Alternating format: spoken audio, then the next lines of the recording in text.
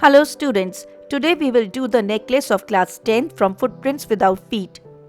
The story, The Necklace, is a satire that gives a strong message on human values. The very first thing that this lesson teaches us is that everyone should be content in life with whatever little that he has. One should live with one's means, or else he invites unnecessary problems, anxieties, and confusion in life. Here I begin the story in detail. Once upon a time, in the beautiful country of France, there lived a gorgeous woman named Matilda. She always cared about her looks and worried about not having pretty things. Being married to a humble clerk, Victor, who worked in the Ministry of Education and earned a decent salary, she suffered a lot of misery as she felt that she had been born for better things. One day, her husband came home very happy. He had an invitation to a ball for both of them from the Minister of Public Instruction. He thought his wife would be happy, but she only got angry and threw the invitation card on the table. On being asked why she reacted in such a manner, she replied that she did not have proper dress for the party. Her loving husband gave her all the money he had set aside. When the dress was ready, Matilda's husband saw that still she was not happy.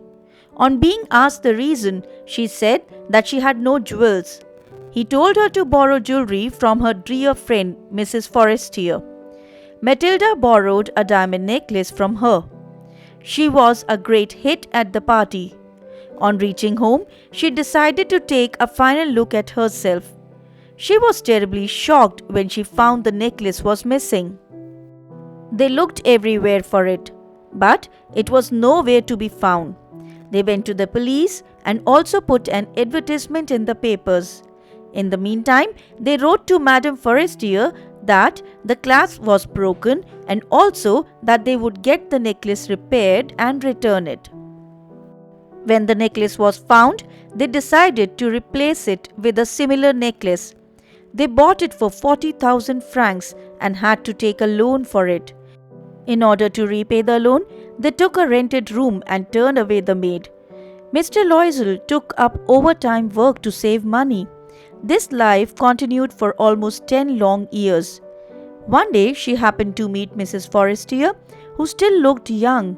Matilda told her the whole story. Shocked at the story, Mrs. Forestier told her a shocking truth. That is, the diamond necklace that she had lent to Matilda had been made of artificial diamonds and was worth only 500 francs. It is true that one little act of negligence or one small mistake can lead to an entire ruin. Here I leave one question for you. If you were caught in a situation like this, how would you have dealt with it? Hoping to see your answer in the comment box. Thank you for watching and stay blessed.